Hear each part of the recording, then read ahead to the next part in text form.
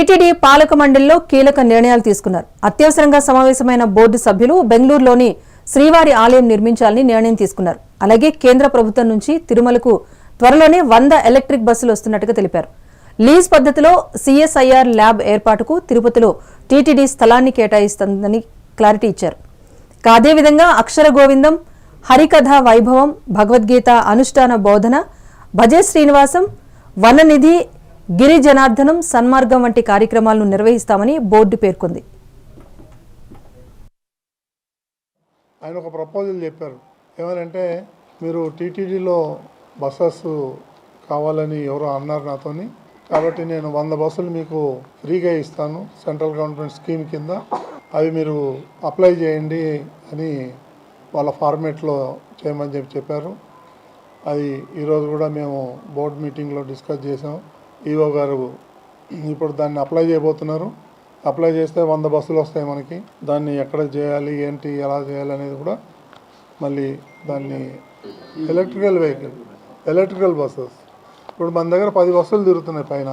అది కాకుండా కూడా ఇంకా కింది నుంచి పైకో లేకపోతే బస్టాండ్ నుంచి శ్రీవారి మెట్టుకో ఏదో ప్లాన్ చేసుకోవాలి మనం.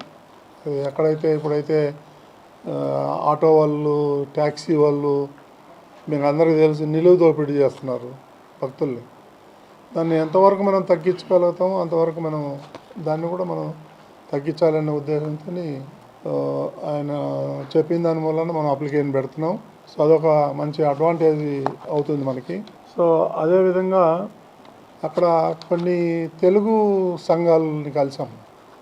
అక్కడ ఉన్నటువంటి చాలామంది ఉన్నారు మన వాళ్ళు. సో వాళ్ళందరూ కూడా చెప్పేది ఏకాగ్రంగా ఏంటంటే, ఈ ప్రభుత్వం వచ్చిన తర్వాత చంద్రబాబు నాయుడు ముఖ్యమంత్రి ఆధ్వర్యంలో ఇక్కడ అన్ని ఫెసిలిటీస్ బాగున్నాయి, క్వాలిటీ బాగుంది, నీట్గా ఉంది, లడ్డూ ప్రసాదం పూర్వవైభవం వచ్చింది. సో రకరకాలుగా అన్నప్రసాదం చాలా బాగుంది, బ్లాక్ మార్కెట్లో టికెట్ దొరకట్లేదు. ఇవన్నీ మనకన్నా ఎక్కువ వాళ్ళు నాతోని చిట్చాట్లో పంచుకున్నారు. కాబట్టి నిజంగా ఈ గౌరవం ప్రతి ఒక్క టీటీడీ ఎంప్లాయీస్